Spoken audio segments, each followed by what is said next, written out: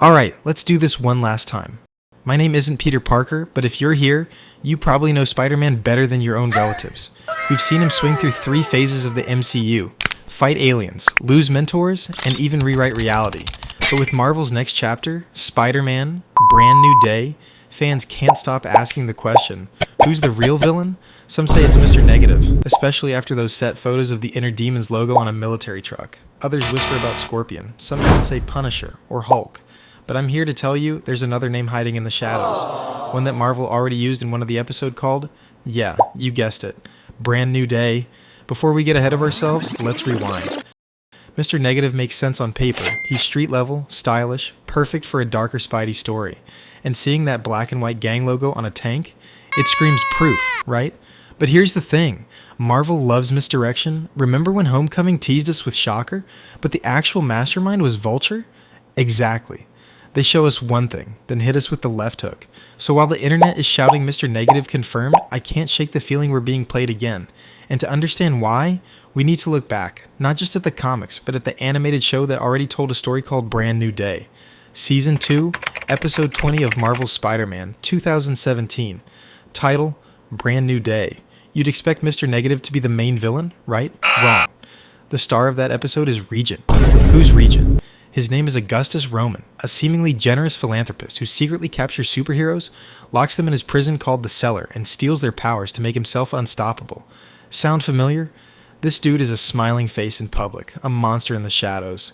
Yeah, that's a Marvel Studios classic. And while the episode teased Mr. Negative in the background, he wasn't the driving threat. It was Regent all along, but fans expected more. Now why does this matter? Because Marvel reuses patterns.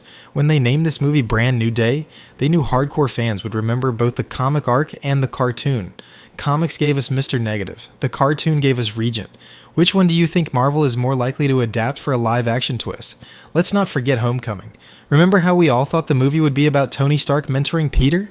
Wrong again. That whole setup was just a cover for Vulture's blue-collar revenge story. Marvel loves to plant one villain in front of you while hiding the real threat behind the curtain. Mr. Negative on a tank? That feels a little too on the nose. That feels like the Shocker glove all over again. So what would Regent bring that Mr. Negative can't? Scale. Regent doesn't just run a gang, he neutralizes heroes. Imagine Peter not only fighting for New York, but also trying to save fellow heroes Regent has captured. Mr. Negative's duality is strong, but Regent taps into responsibility. He forces Spider-Man to decide, do you save yourself or everyone else trapped in the cellar? Freshness. Mr. Negative has been front and center in the Spider-Man PS4 game. Regent, he's a deep cut, and Marvel Studios loves pulling lesser-known villains to surprise audiences, just like Vulture, Mysterio, even the High Evolutionary. Now let's address the elephant, or should I say the tank, in the room. Yes, the set photo showed a truck with the Inner Demons logo. Everyone went wild. Confirmed! Mr. Negative is here. But think about it, logos and props are the easiest red herrings Marvel can drop.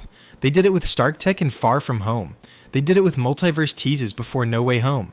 Why wouldn't they drop a gang symbol just to throw us off? What if those Inner Demon trucks aren't about Mr. Negative at all? What if they're just Regent's hired muscle? Gangs working under his control, part of his grand plan to collect powered individuals and strip them down for himself?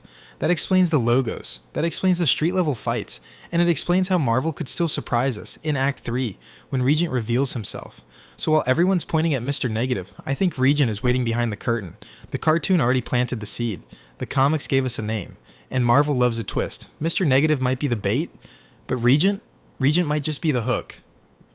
So, what do you think? Is Mr. Negative the obvious choice? Or is Marvel using him as smoke and mirrors while Regent sets up Spider-Man's toughest fight yet? Drop your thoughts in the comments. I'm betting this will be one of the most argued topics until the first trailer drops.